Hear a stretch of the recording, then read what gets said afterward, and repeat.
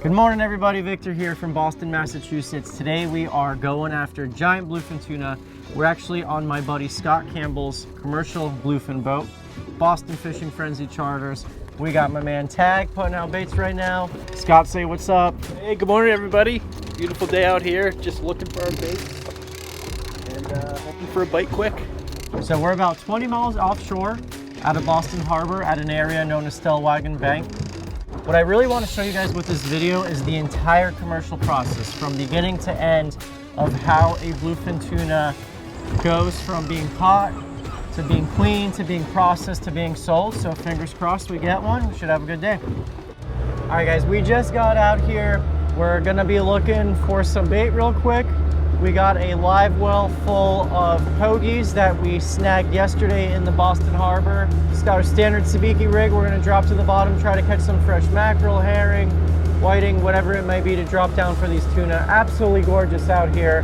Then it's got a nice shot of the sunrise. We got the big guns out. We got the reels too. And hopefully we get some tuna in the boat. Damn, these guys are cold. Throw it in the well, you said? Yeah. So that right there, whiting. So in our well we got pogies, also known as menhaden or bunker. We're trying to catch mackerel, but we haven't seen any yet. Got Scott dropping the anchor right now. When we're tuna fishing, we're not drifting. We're gonna be anchored up in one spot, looking for the meter marks all day, waiting for these tuna to come by. Have out 2 to 3 rods with different types of baits. And when you do get a bite, you try to get away from your anchor as fast as possible. So they actually have a way where they're gonna attach a buoy to their anchor. And so you can detach from the anchor from the boat, drive towards your fish, catch it, land it, and then you come back and get your anchor later. So what Tag is doing right now, we're gonna bridle all our baits. When you're fishing a circle hook, you want that hook exposed as much as possible.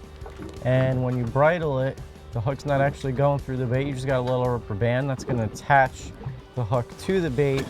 It allows it to swim freely, give it a lot more better action. You're not poking any big holes besides that little needle through the bait. So it's just a win-win for the fish, for the presentation, and for everything. So one thing that a lot of these tuna guys do is you guys see Tag's got a rag in his hand. He's actually wiping any dirt or debris off of the leader. There's a little bit of alcohol on that rag, because when you fish out here, you'll see that your leader gets tainted with all this like little black algae and a bunch of other stuff. So they just try to do everything they possibly can to get a bite and not turn these tuna away. Now Tag's putting a balloon on the line, get it away from the boat, and that way you can see what your bait's doing at all times as well. So we got our top bait. Now we're gonna put out a mid bait. So you guys saw that those bank sinkers attached with that electrical tape. That's gonna be more in the middle of the water column, and then we're probably gonna do a third rod just to kind of vary things. These guys are really particular about depth, type of bait to see what's getting hit, what's not. A lot of times you can see the tuna on the sonar come up to your rod, sniff your bait, and they don't want it. So a lot of just prospecting and just making sure things are looking right, swimming right, checking baits all day. A lot of waiting. But when you do get the bite, it gets really exciting really fast. Are we gonna kill a big fish today? Are we? Come on, baby.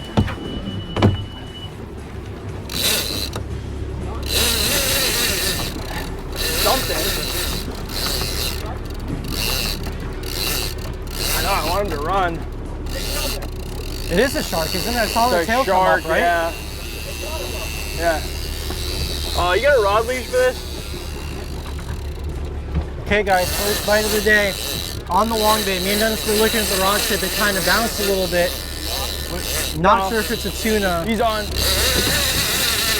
There you go, Vic.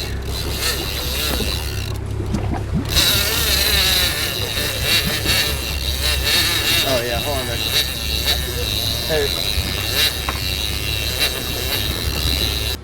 Boys say they think it's, woo, I love that sound. It's not a tuna, it's some type of shark. Hopefully it's a fork. Oh, it's just full. Cut off, I think. You're a little blue. Ah, we lost him.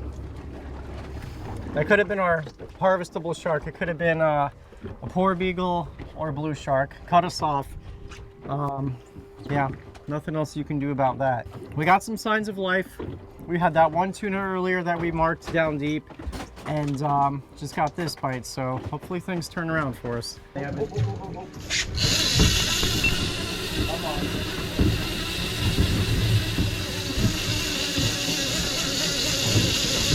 Oh wow, charging the boat, huh? Woo! Oh, move that rod, move that rod, move that rod. That's a real one. Woo-hoo-hoo! That's our fish, huh, Hey, can you, when you reel this in? Yeah. Can I? We're on, baby. That's the right bite right there. Right there, you think? Woo! That's the bite we were looking for all day, right there. Really important to keep that line as tight as possible. Maximum tension. You don't want to pull hooks. This is a powerful, powerful animal.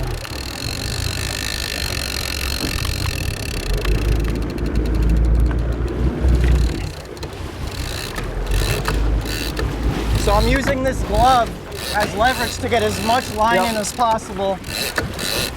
Get as much tension in the line as possible. That way and around. Okay. Yeah, you're good. So we got everyone working as a team. Scott's on the motor. We're gonna do what we said and ditch that anchor, put the ball on it, and come back to it later. Yep.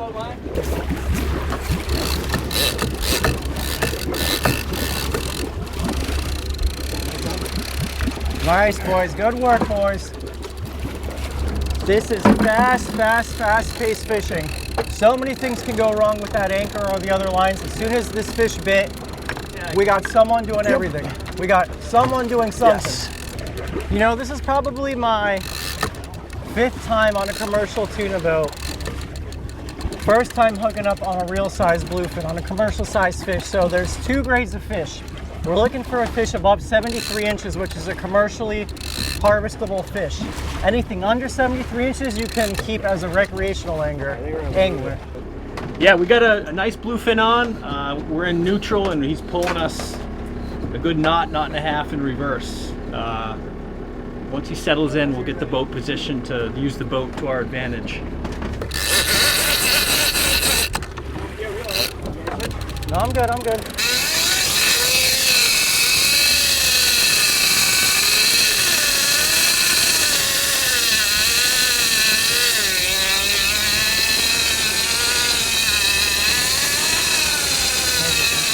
Now he knows he's hooked.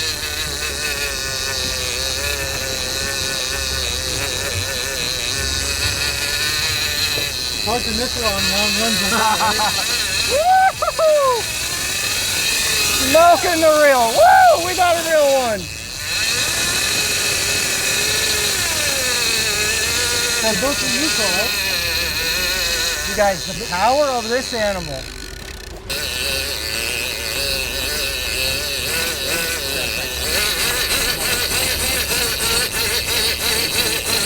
Go.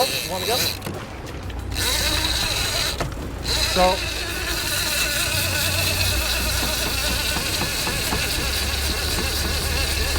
we like to switch as much as possible, get some fresh hands on there. Because the last thing you want to do is go slack on this fish. So, tagging in. Scott's got the boat and gear, getting as much tension in the line as possible. You don't want to go slack on these fish. Yeah, Vic, we're gonna go back again. You're gonna come on again. Yep. That's what I'm talking about, though. You gotta go hard as you can. The amount of power, so this is a 130 size reel, 150 pound leader, 200 pound mono, ton of braid backing, probably fishing 25 pounds of drag. Any animal that can rip off that much, 40 pounds of drag, any animal that could rip that much line that fast, you know, is an absolute unit of a fish. Big team effort. Scott tagging me, constant communication to see what that fish is doing. Scott's always got the boat either in reverse or in gear, because these fish are so fast and powerful. They could charge the boat, they could try to cut you off on the engines. Really, really big team effort between the driver, the captain, and the guy on the rod. Just a little worried because I was letting it out when it hit, and I felt it hit and I pushed it up and cranked as hard as I possibly could, and it was probably a good 5-6 seconds before it came tight, and I really felt the pressure. So it could be gut hooked, so we just want to, I mean, essentially try to get it in as soon as we can, because if it's gut hooked, it could rub against those teeth and chafe off. So good. Yeah, just keep talking, tell me how you're doing. I'm good. Yeah. You glad you're not on a spinning rod right now? Oh yeah, spinning rod would be a world of pain. Well, you get spooled. 20K spinning rod, you get spooled.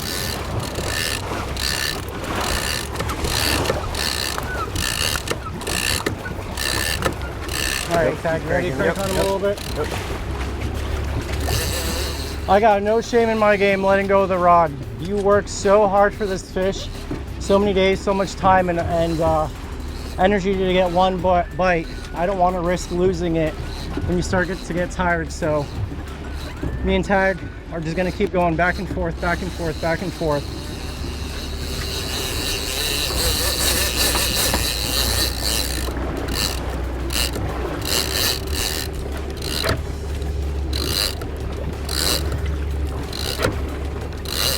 I was just asking Scott about that mono top shot, just for me to gain my perspective. 200 yards, so 600 feet of line, disappeared off that reel. Probably took another 200 yards of braid, so you're talking about a total of 400 yards, 1,200 feet of line just disappeared off of 40 pounds of drag. Yep.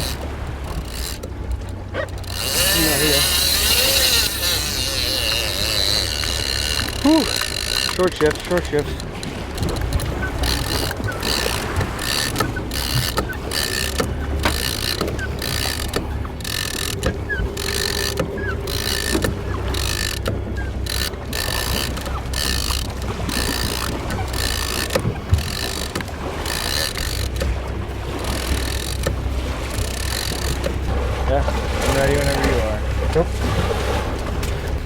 So now, this is the easy part. When that fish gets straight up and down, that's when the most things can go wrong, because your line angle is really close to the boat, and that's when Scott's going to be making some crazy maneuvers to make sure that line angle is away from the boat as possible. Because that tuna was going to be pinwheeling, doing that death circle, and if he decides to make a run for the engines or go underneath the boat, you got to be on your game. Better be in shape, boys, to do this. And then, so just be, he might be turning right now. Yeah, I see him. Yep, make it turn. Here you go. See him? Turn into a starboard, yeah. Yep. So, yeah, just get ready to crank if you need to. Okay, he's coming hard this way, Scott. I mean, yeah, so we're gonna throw this harpoon at him. Just try to stick him, throw it as hard as I can, right? And then that fish is more than likely probably gonna take off. So you always gotta be clear of this harpoon line, because it'll come ripping out of the boat. If it gets caught around anything, like, you're going with it. It might dump the basket, it might not, and then we'll fight it with the harpoon line slowly, and hopefully it'll just give up. Guys, how do you feel? Let's do a little selfie monologue. Little selfie monologue from Dennis. Dennis, how do you feel? Oh yeah. Yep, keep reeling, keep reeling. Yep, he's gonna turn, he's gonna turn. Yep, crank, crank, crank.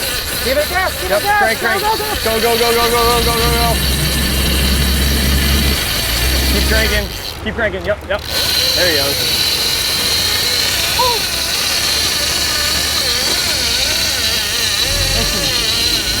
Yeah, don't be afraid to yell. Yeah. I said give it gas. Yeah, no, it's good. Good shit. These fish don't get this big being stupid. Yeah. That fish try to charge the boat and slack us off.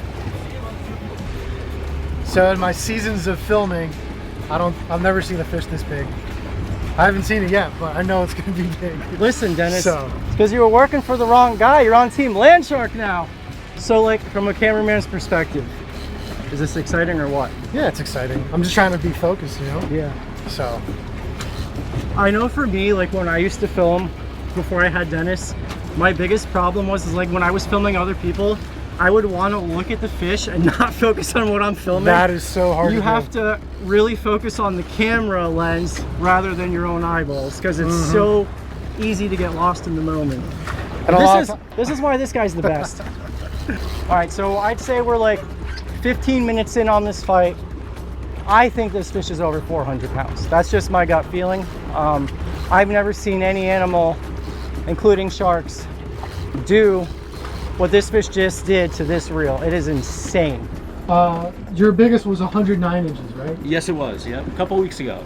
So how did that act compared to this one? About the same, maybe even a little more powerful. So we'll see. We'll see what happens here. Hopefully we get a look at it. You know what I love? These guys are so calm in times of pressure. I filmed with so many different captains in my lifetime.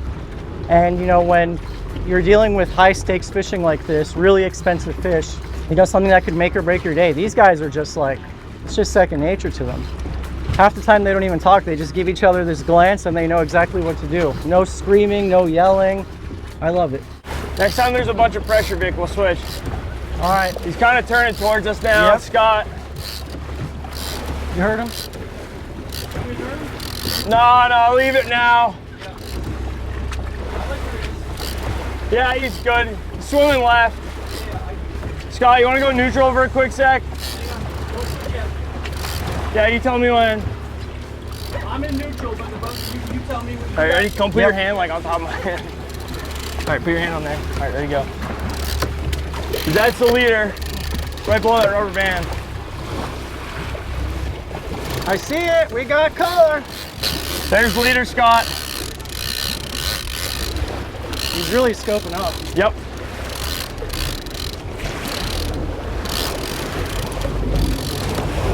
Yep, get ready to reel. Good. There he is, right there.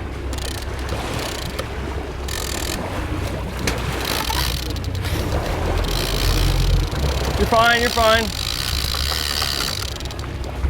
Let's come back this way now. There he goes. Hard right, hard right, hard right. Look at that. Yep, That line just slinging Get through ready the to crank, get water. ready to crank.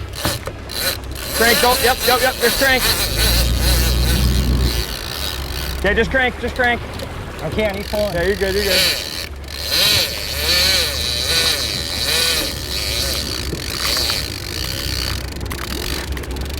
Let's come back left again. Yeah, don't try to stop with your hand. Yeah. Just let him go. Yep.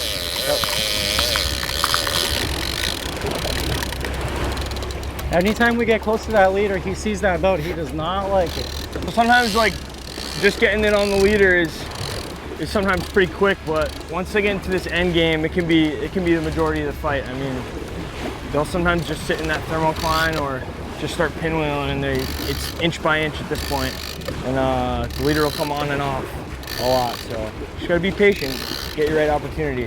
What's pretty cool to think about, so these fish, these bluefins, are the same bluefins that make it all the way across the Atlantic and go into the Mediterranean Sea. To think about an animal that's smart, that comes back here every single fall to forage on these pogies and mackerel and whiting and all this other stuff to fatten up. Incredible. Good job, Vic. Good job, Vic. Come on, he's right here, I see him. He's right here. Swimming away. That is a big fish. Still swimming strong. All right, that's it, Dennis. Scott, he's going this way now a little bit. He's still swimming away from us. You know what's crazy, Dennis? From my perspective, this fish Great looks like crank. it's no effort Come for on. him to do what Come he's on. doing. Come on. Yeah, he's just swimming.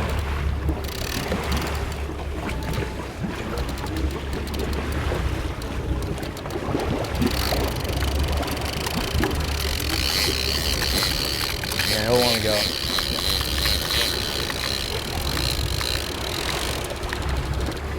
Yeah, bump forward a little bit. It's coming this way. Yep, good there.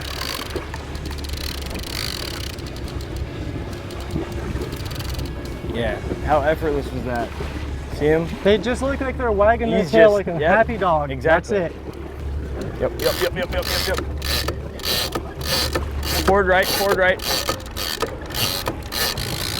There he goes, he's gonna start circling now. Yes, now he's gonna start pinwheeling. Yep. So, before he was just swimming straight away from us, now he's coming up, turning back, coming up, turning back. So we'll just work him up. All my hard-earned line just going away. Right here, right here. He's going that way. Forward left, forward left, forward left. Yep, good. Yeah. Just like that, our leader's gone. There he is, there he is, there he is, there he Oh, is. like a big butterball turkey.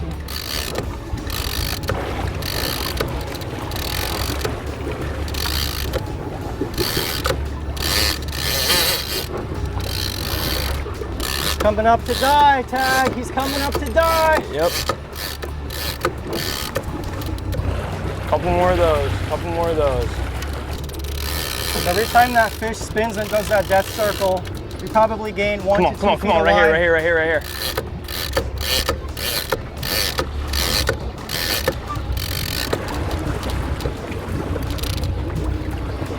That's what we're gonna get him on that outside turn. Yep. Good work, good work, good work. Yep, see how he comes up again? Yep. Yep. Keep going, keep going, keep going. Oh my gosh. Come on, come on, come on. Huge. He's gonna do it again. Yep. Yes, right here, right here, right here. Yep.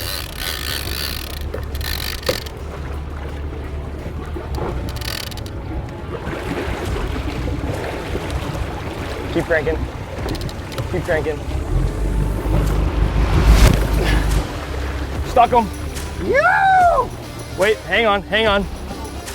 He's right here, he's right here, he's right here. Oh my gosh, dude. That thing is massive. Yep, yep, yep. Here, yep. That is a large animal. You want me to do anything? You still act like you're fighting it. Yep, Okay, still act like you're okay. fighting it. Yep. Okay. Yeah. Here, hold on, Vic. You gotta still crank. Yep. We're still trying to get him in. I gotta get a gaff in him. We gotta get a tail rope on him. It's not over till the tail rope's on. Yep. He could wake up again. You never know. Yep. Here, Scott, pull on this so I can get a gaff in him. Yep, Vic. All right. All right, You gotta get one a tail gaff rope in. on him? Can someone get a tail rope on him? Get a tail rope. You gotta get the gap. I know. Oh my.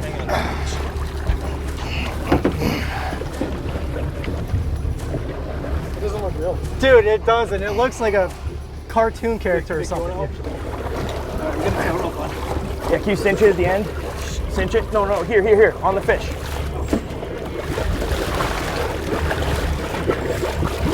What do you think, Vic? This is freaking incredible. I've never seen a fish this big in my life.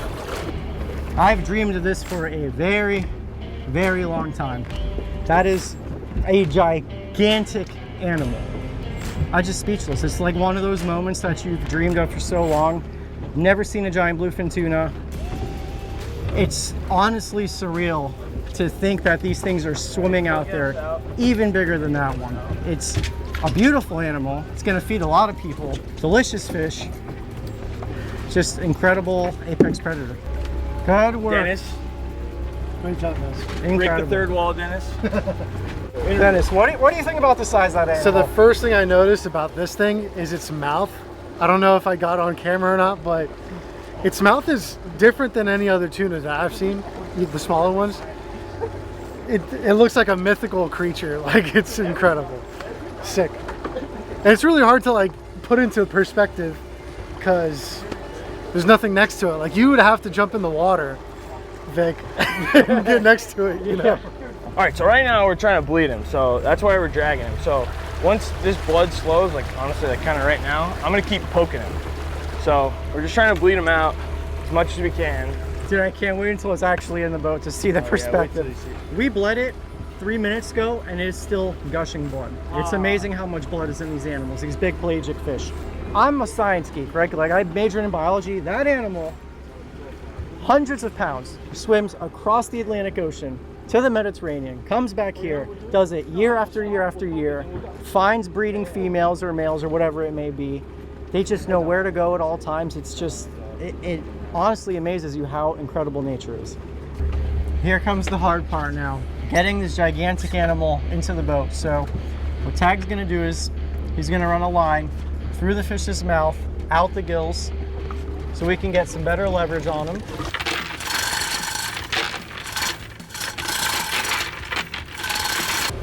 Look at that. Look at that.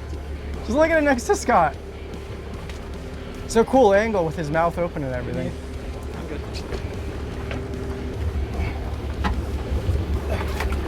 Go help him a little bit. You got it? Grab the midline.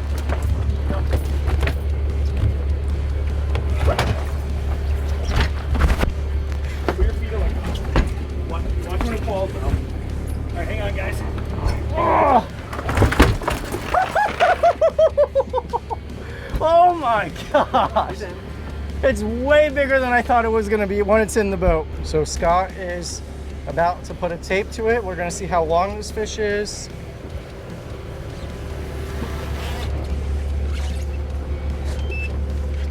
Damn, you need 2 tape measures, it's so long, huh?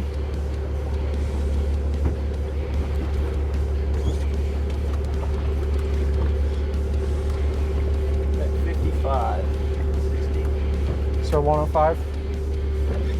Oh no, more. Way more. 115 inches, huh? That's a giant. Pretty good. Yeah. Pretty good day. What was, you said your biggest was 107? 107, so we just beat it. What? Yeah, good day. Scott, I think we're good luck there. Yeah, this is a good start to the second day trip here. 115 inches. That's almost 10 feet long. Okay guys, the fish is finally in the boat. I knew it was gonna be big, but I had no idea how round and girthy this thing is. They just hold so much weight in that head and that midsection. Not only is it extremely long, I mean, it's longer than all of us, taller than all of us, but just density wise, I mean, this thing comes up almost as tall as the gunnel, which is absolutely insane. Just gorgeous fish too. A lot of gold in them, that dark jet black, perfect predator. Just an absolute killer of a fish. Okay guys, look at this. Gigantic eyeball. And just so you guys have a size reference, so there's my hand right there. You saw when we were hoisting it up how big that mouth gets. I mean, these fish are out here eating 20-pound bluefish. Pretty much anything they want, they could fit in there. But just this section here, like that head alone, has got to be over 100 pounds. Just the head, not even counting the body or anything. This guy's gonna have some huge steaks on him. You got all this beautiful color. We got to take advantage of it glistening in the sun right now. You can see all those beautiful turquoise and golds in them. That jet black back. Tunas have that, so that way when they're ambushing prey from the depths, it's black, so it matches that the color of the water. Nothing can see it, and they're white underneath, so nothing can see it from there either. I mean, just look at the size of his pec fin. Look at that. That's my hand. He's got like an 18-inch long pectoral fin. Huge sickles, so they don't get as big of sickles as something like a yellowfin would, but these are still monstrous. We measured it, 115 inches, so almost 10 feet long. Even like these little swimmerette things they have, these little finlets, are just huge. And then this tuna gets all its power from right here. Is this tail. Look at that. It's wider than me. It was amazing. One thing I was telling Scott, how effortlessly these fish look when they're actually fighting, because we saw them next to the boat a lot of the time, and I described it as like a dog wagging its tail. It's barely exerting any energy and just pulling 40 pounds of drag, which is unreal. Big forked tail, strong fish. And guess what? It's the biggest that's been in Scott's boat, which is pretty special to say. Okay, we just spent a good amount of time getting some photos for a once-in-a-lifetime fish like this. Tag is gearing up because now what he's gonna do, busting out the power tools. This is a commercial fish, right? So these guys are gonna sell it to the market. There's a certain thing you gotta do to them to prepare them to be able to sell them, which I'm gonna have Tag explain as he does it. But he's gonna get really dirty here. Ah, smart, keep it clean, huh? At least try. First thing I'm gonna do is just cut up as far as I can on this gill plate towards his head. So.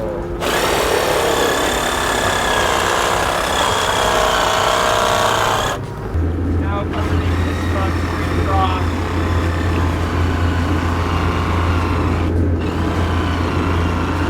Now making this front straight across.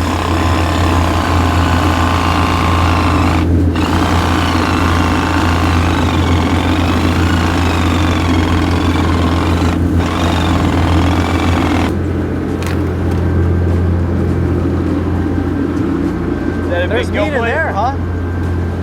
Not much. Fish do you know that you need a power tool to process?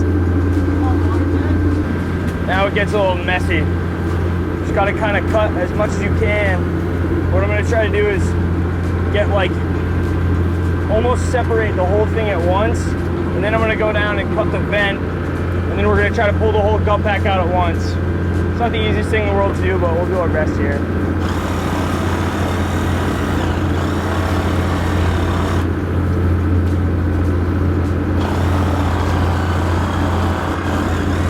That's such a cool perspective right there.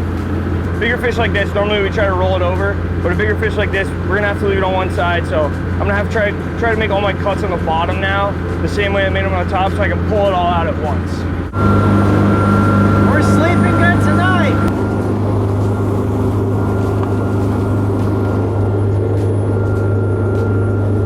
Cobia. Yep.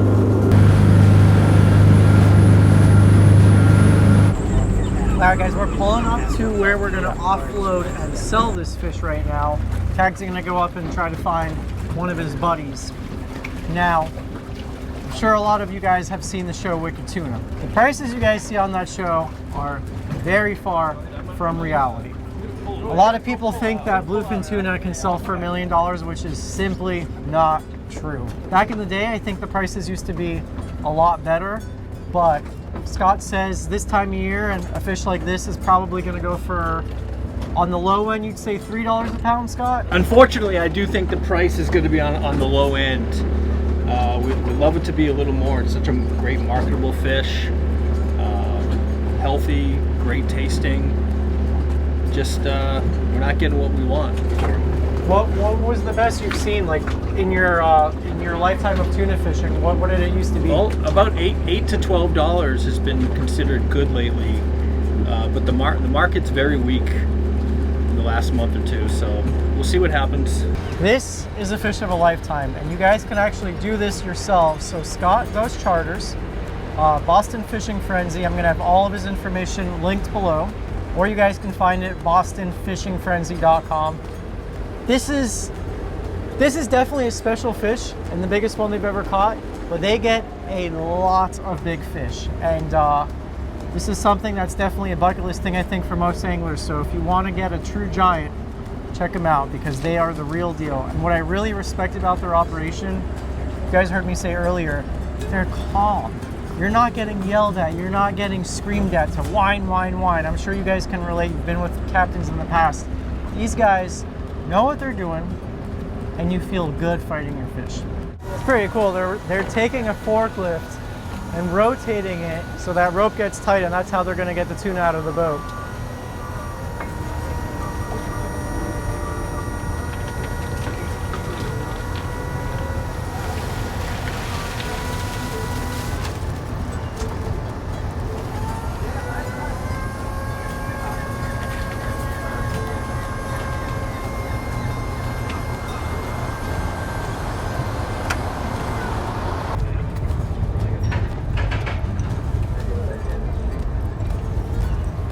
That hook came out so easy, barely in there.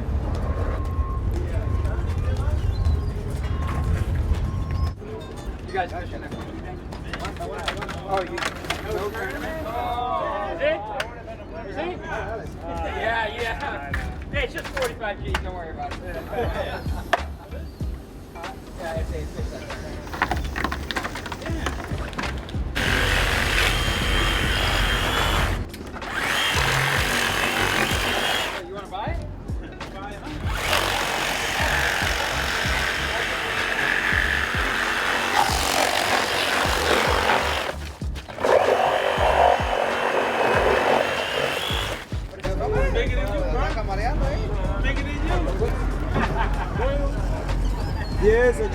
So they took the head off, they're gonna take all the fins and stuff off, but I wanna weigh all 3 parts so we know the final weight of the fish minus the guts. So we're gonna throw it on the scale here in a little bit.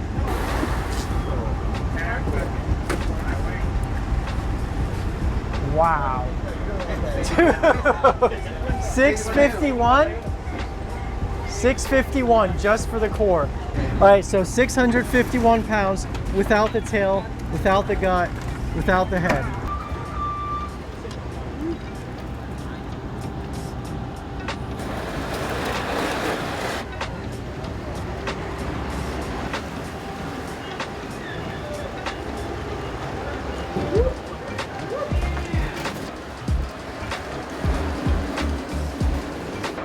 Hey, Caesar, can I take it? Oh, I thought it was done already. So we weighed the head and the tail, 95 pounds. Tag says he thinks that the guts that he pulled out of the fish before we even came in, plus the other side of the gill plate, around 100 pounds. So you got 200 there, plus 651. It's an 851 pound fish.